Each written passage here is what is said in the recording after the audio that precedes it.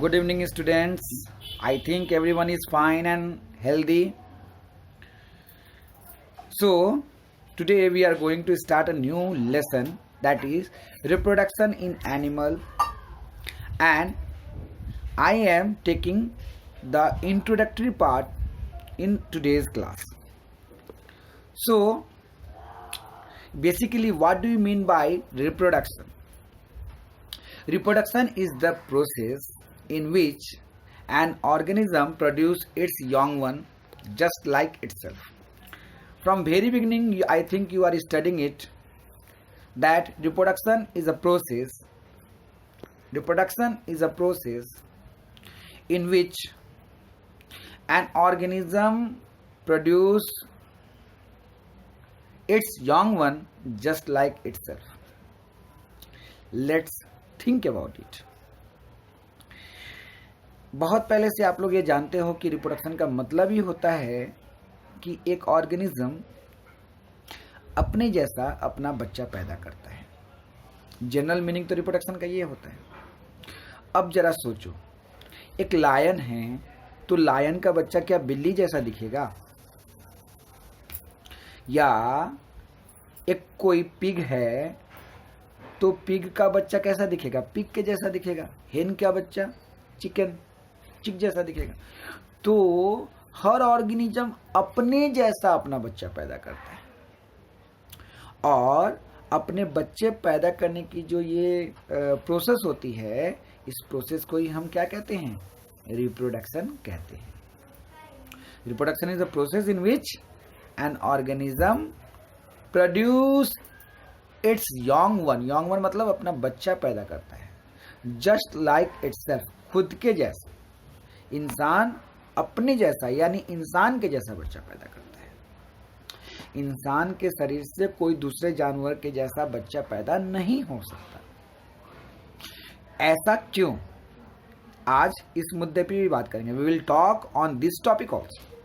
Let's, why do organism reproduce? The second question comes over here. Why do living organism reproduce? Or why do organism reproduce? कोई भी organism अपना बच्चा पैदा क्यों करता है? In this world, in this earth, there are several kind of organisms that are living together. So for maintaining or continuing their species in the world, so that they can live on this world, they produce their young one. Means अपने organism के अपने species को इस अर्थ में for long time के लिए continue करने के लिए, कंटिन्यू बनाए रखने के लिए, ताकि उनका जनरेशन, उनकी स्पेसीज खत्म ना हो, ऑर्गेनिज्म जो भी लिविंग ऑर्गेनिज्म है वो रिप्रोड्यूस करते हैं. मतलब अपने जनरेशन को, अपने स्पेसीज को कंटिन्यू करने के लिए, continuity of the species in the world, continuity of their species in the world after their death. उनके मरने के बाद कोई तो उस ऑर्गेनिज्म जैसा जिंदा रहेगा, तो अपने जैसा ही बच्चा देके जाते हैं, ताकि उनके मरने के बाद इस दुनिया में, इस अर्थ में उनके बच्चे सरवाइव करेंगे. फिर उनके बच्चे भी पैदा करेंगे बच्चे, वो भी मरेंगे, और फिर इस तरह से ये कंटिन्यू चलता रहेगा. मान लो कोई ऑर्गेनिज्म रिप्रोड्यूस नहीं किया तो क्या होगा? तो उनका जनरेशन, वो स्पेसीज उस दुनिया से खत्म हो जाएगा. जैसे कि डायनासोरस. आज के डेट में क्या हम डायनासोरस देखते हैं? नहीं देखते. क्यों नहीं देखते?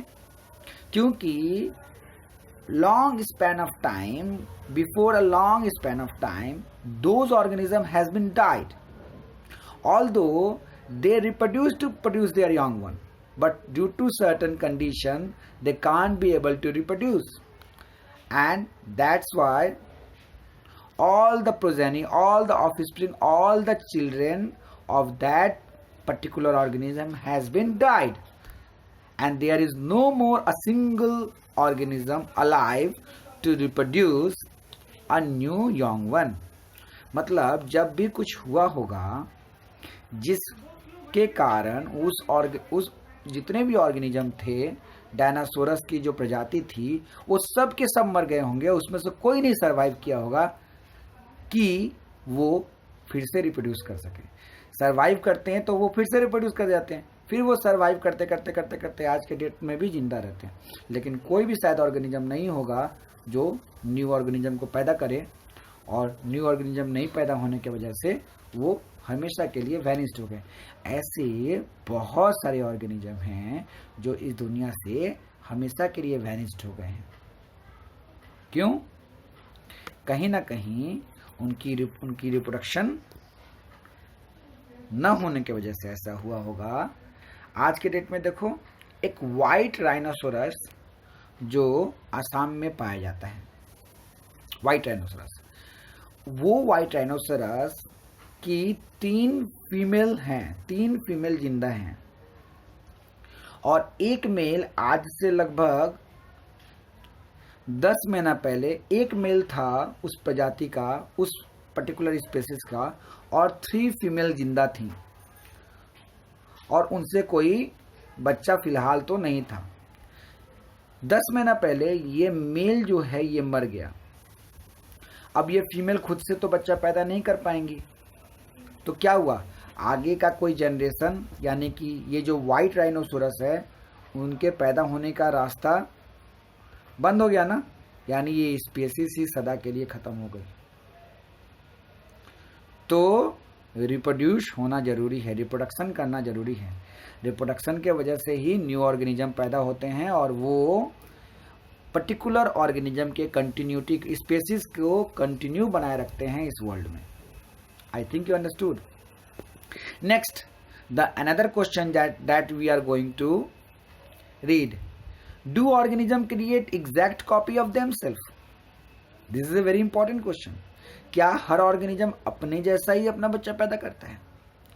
यस, ऑलमोस्ट, हाँ, लगभग अपने जैसा ही अपना बच्चा पैदा करता है। How? Actually we have already studied that the chromosome present in the nucleus of the cell. In last class, that is in the class like cell, we have studied the chromosome present inside the cell, and in this chromosome there are lots of DNA, and this DNA contain genes. फिर से बोलूंगा, ये एक cell है, cell के अंदर एक nucleus है, न्यूक्लियस के अंदर में बहुत सारे क्रोमोजोम हैं, और उस क्रोमोजोम, हर एक क्रोमोजोम में एक लंबा डीएनए है, और इस डीएनए के पास बहुत सारा जीन्स है। हर एक जीन्स जो है वो पर्टिकुलर कैरेक्टर को बियर करता है। ठीक है, यहां तक समझ में आया? तो मेल क्या करते हैं, मेल, जितने भी मेल होते हैं वो अपना स्पर्म पैदा करते हैं, और फीमेल जो होती हैं वो एग पैदा करती हैं। इस मेल के अंदर में उनका खुद का न्यूक्लियस होता है, और उस न्यूक्लियस के अंदर में क्रोमोसोम होता है, और उस क्रोमोसोम के अंदर में डीएनए होता है। तो इसने अपना जीन दिया। फीमेल के एग के अंदर में भी न्यूक्लियस होता है, उसके अंदर क्रोमोसोम होता है, इसने भी अपना जीन दिया। जब दोनों मिलते हैं तो एक नया ऑर्गेनिज्म पैदा होता है।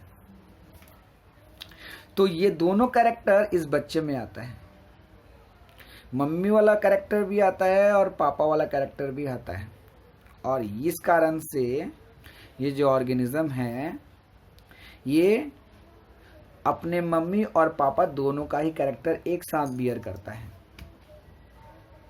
और बिल्कुल अपने मम्मी और पापा जैसा ही दिखता है। चलो पढ़ते हैं। So we know that the chromosome present in the nucleus of the cell, cell के न्यूक्लियस में क्रोमोसोम होता है, that contain the information of inheritance, उस क्रोमोसोम के अंदर में जीन्स होते हैं। These chromosome are made up of DNA, chromosome किस चीज का बना होता है, डीएनए का बना होता है। During the reproduction the DNA make its own copy, DNA क्या करता है, अपना कॉपी बनाता है by replication, and this copy are transfer to the new progeny, और यही डीएनए जब अपना कॉपी बनाता है तो वो कॉपी किसके पास भेज देता है? जो नया यंग वन बच्चा आने वाला होता है उसके पास भेज देता है। मम्मी की तरफ से भी आता है और फादर की तरफ से भी आता है और मदर की तरफ से भी आता है, और ये चला जाता है उस प्रोजानी के अंदर, उस यंग वन के अंदर, उस बच्चे के अंदर, जिसके कारण वो अपने पेरेंट्स जैसा ही दिखता है। जैसा कि बहुत सिंपल एग्जांपल हो, आप कैसा दिखते हो? या तो आप अपने मम्मी जैसा दिखते हो या फिर फादर जैसा दिखते हो। आंखें यदि फादर की हैं तो नाक मदर की होंगी, लिप्स जो होंगे वो फादर के होंगे। तो ये जो भी कैरेक्टर होता है वो मम्मी पापा से ही मिलता है। तो हम एग्जैक्ट वैसा कॉपी नहीं होते जैसा कि होना चाहिए, बट ऑलमोस्ट हम लोग अपने मम्मी पापा से मिलते हैं, मम्मी पापा जैसा दिखते हैं। So thus the young one almost look like their parent if there is a slightest alteration, थोड़ा बहुत जो चेंजिंग होता है, this is due to the DNA, वो अल्टरेशन डीएनए में होने के कारण, यदि डीएनए के अंदर कुछ चेंजिंग हुआ तो उस चेंजिंग के वजह से जो कैरेक्टर है वो बच्चे में थोड़ा बहुत चेंज होता है और चेंज होते हुए दिखाई देता है। जैसे कि मम्मी पापा ठीक हैं लेकिन बच्चे के पास 5 उंगली के अलावा एक छठी उंगली छोटी सी निकल आई। ये क्या है? मम्मी पापा के तो 5 उंगली थे, बच्चे का छोटा सा उंगली, ये छठा उंगली कैसे निकल के आया? डीएनए में थोड़ा सा अल्टरेशन हो गया, चेंज हो गया। ऐसे ही बहुत सारे छोटे छोटे अल्टरेशन के वजह से मम्मी पापा से बच्चे जो हैं थोड़ा सा डिफरेंट होते हैं। ये डीएनए के अंदर चेंज होने की वजह से होता है। जब डीएनए अपना कॉपी बनाता है उसी समय डीएनए के अंदर हल्की चेंजेस हो जाती हैं, जिस चेंजेस को हम लोग म्यूटेशन कहते हैं, और इस म्यूटेशन की वजह से ऐसा होता है।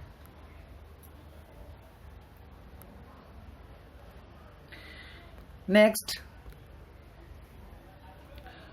state the importance of variation. So you have seen in the last question that the organism have slightest variation with respect to their parents, means parents से बच्चे थोड़ा बहुत अलग होते हैं। So what is the reason of variation? यदि ये variation नहीं होगा, और what is the importance of variation, इस वेरिएशन से क्या फायदा है? So you know that the environment is changing, and due to the continuous changing of environment, organism adapt itself according to the environment so that it cannot create any type of problem in their survival.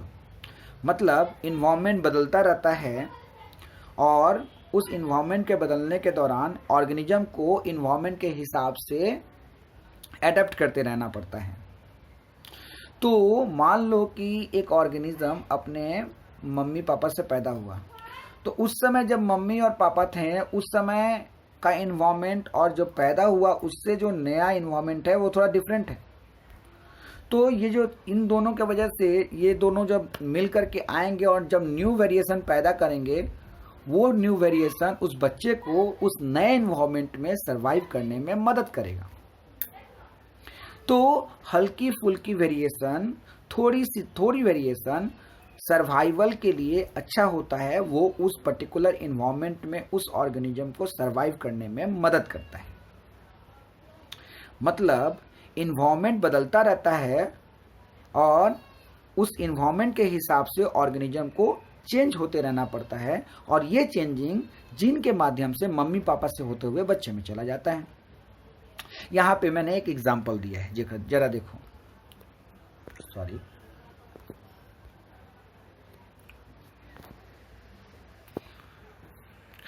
The consistency of DNA during reproduction is important for maintaining the body design. Suppose I have a body design like a human being.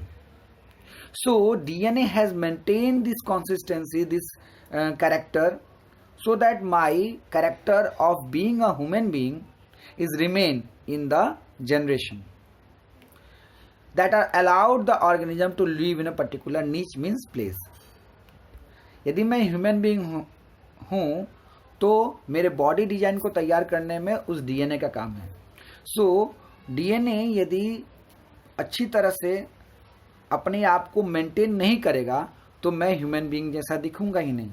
वो change हो जाएगा और change होने की वजह से मेरे अंदर जो कैरेक्टर्स हैं वो चेंज हो जाएंगे. मैं बिल्कुल ह्यूमन बीइंग जैसा नहीं दिखूंगा. लेकिन स्लाइटेस्ट वेरिएशन, थोड़ी सी जो चेंजिंग है उसको डीएनए मेंटेन करता है फॉर बेटर सर्वाइवल. एग्जाम्पल है a population of a bacteria without any antibiotic resistance. एक बैक्टीरिया एंटीबायोटिक रेसिस्टेंस मीन्स एक बैक्टीरिया है और आसपास में एंटीबायोटिक है. ये बैक्टीरिया एंटीबायोटिक रेसिस्टेंस नहीं है, मतलब एंटीबायोटिक डालने पर ये बैक्टीरिया मर जा रहा है. लेकिन इस बैक्टीरिया के मम्मी पापा ने, जो बैक्टीरिया था उसके मम्मी पापा ने जब रिप्रोड्यूस किया और नया ऑर्गेनिज्म दिया तो इस बैक्टीरिया के डीएनए में कुछ नए चेंजिंग आ गए. इसके मम्मी पापा खुद यदि एंटीबायोटिक डाल दिया जाता तो ये मर जाते. लेकिन इन्वायरमेंट के चेंजिंग की वजह से जब ये रिप्रोड्यूस किए और इन्होंने अपना डीएनए इस बच्चे में डाला तो इस बच्चे के डीएनए में कुछ ऐसा चेंजिंग हुआ कि ये एक उस नए इन्वायरमेंट में, जिस नए इन्वायरमेंट में एंटीबायोटिक डाला जाता है उस नए इन्वायरमेंट में सर्वाइव कर जाते हैं. यानी कि इसके अंदर सर्वाइवल यानी कि बचे रहने का जो क्षमता है वो ज़्यादा है with respect to their parent. अपने पेरेंट के मुकाबले इसने ज़्यादा पाया.